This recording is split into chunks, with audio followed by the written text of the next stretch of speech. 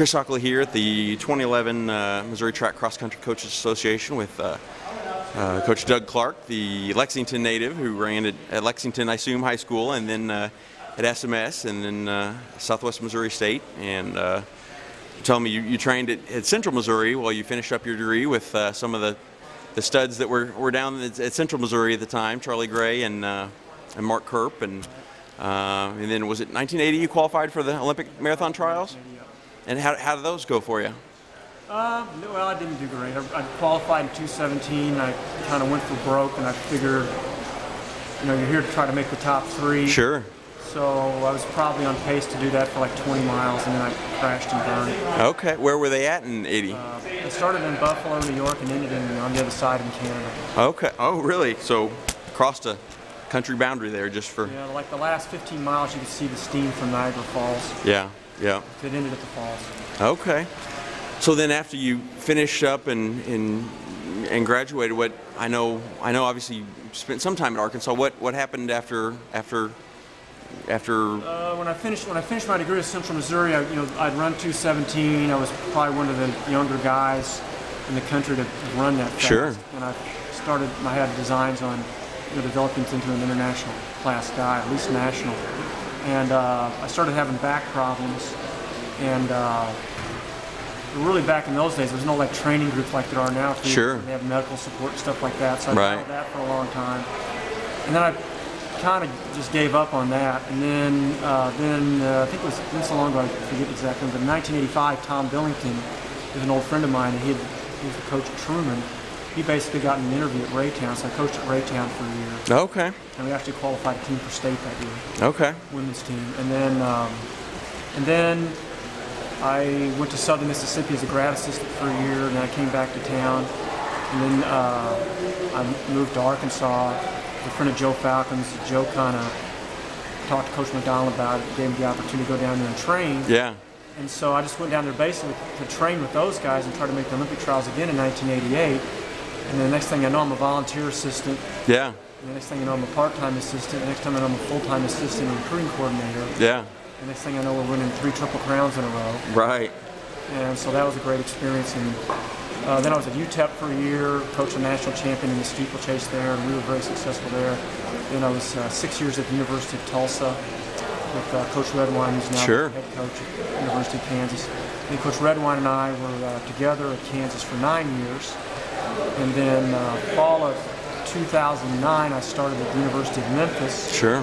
Where it's kind of a startup program. We're reasonably successful there now. We're still very young.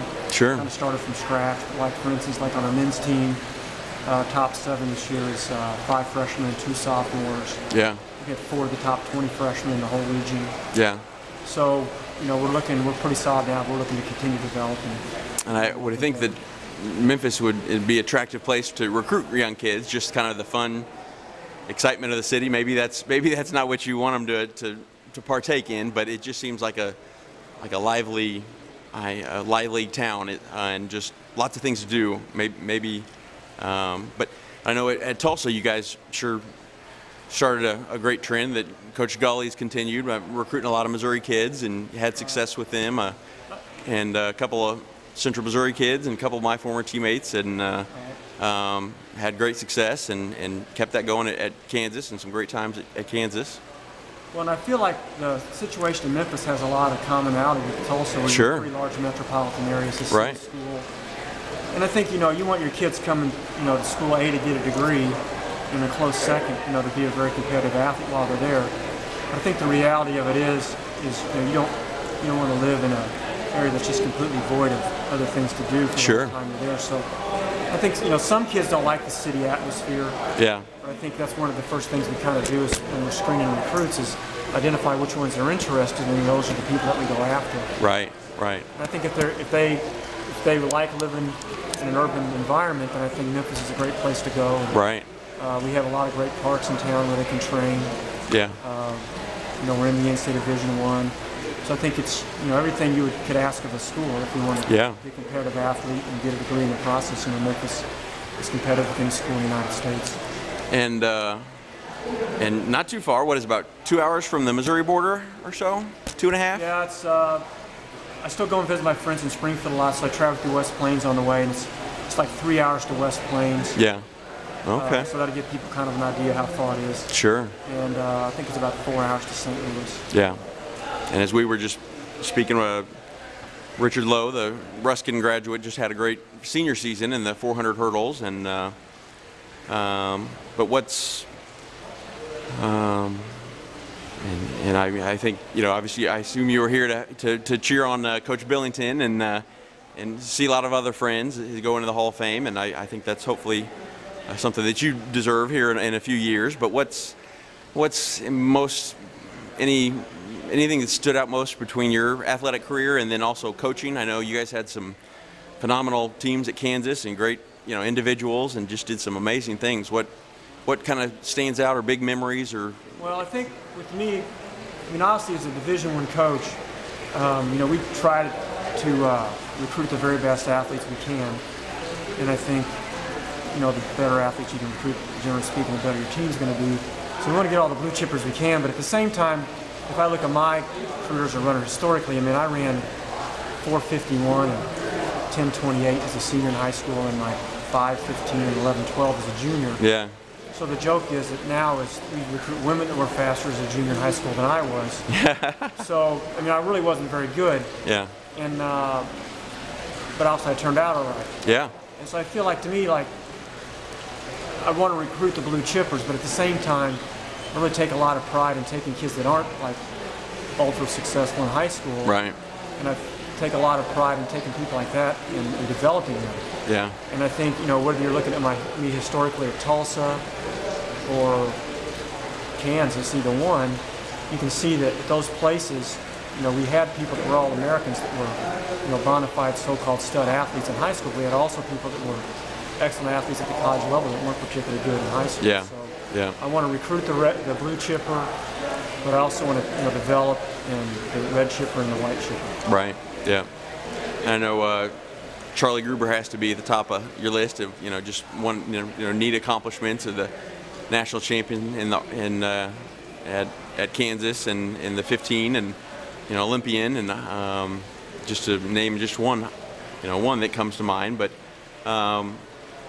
what do you think of the and also Sarah Hasson's that she's found so much success in the triathlon, and obviously making the 2008 Olympic team, and I guess there's one more spot available for that team, and hopefully one of the two Missouri girls that are training, she or Jill, that I'm going blank, will get that final spot. But anything that stands out most of the sport, just to me, the relationships that you make and the people and the social aspect is such a neat part of it. But what's well, and I think I think that's to me, if I can name one single thing I've gotten out of being involved in the sport as I have for as long as I have, it's just the relationships that I developed with the people. And, you know, I tell the kids now on either the men's or the women's team, it's just, you know, you don't appreciate this now. Yeah. But you're making friends now that you're going to be friends with forever. Right. You might see people for a couple of years and you just fall right back into the same conversation. Right. Before. People that you can count on, you know, 30, 40 years later, that you give them a call, they're going to be there to, exactly. at the drop of a hat to do. I think, you know, kind of the analogy I make sometimes is, you know, people say, is it okay if we're Greek, you know, if we join a fraternity or sorority? I says, well, you're welcome to do that if you want, but, you know, like, you're kind of joining one already. Yeah. I mean, you know, our hazing is workouts. Yeah. And our socials are meets. Right. And so I think, you know, you basically come in and you bond with that group of people because you're, you know, in a harsh situation, training hard as a distance runner, making a lot of sacrifices. So I think the tendency to bond tightly with people like that, when you're a distance runner especially, but any member of the team, right? You know, it's really you make friends for life. Yeah. Well, what kept you running for so long? I know you for years, you know, even set, you know, masters and national, you know, age group records, and what, just the enjoyment of it, or I know for me, I feel like I never reached my potential, and that's why I wanted to give it a shot and run it in college, and now it's like I've got this high standard for me, but it's silly to not get back into it and even just do it because it's so much fun once you get to that certain fitness level. Right. What kept driving you to keep training and racing? And well, I think a lot of it is I really enjoy helping people that are committed, willing to make sacrifices, dedicated, you know, whatever word you want to use. feel like a long-term goal and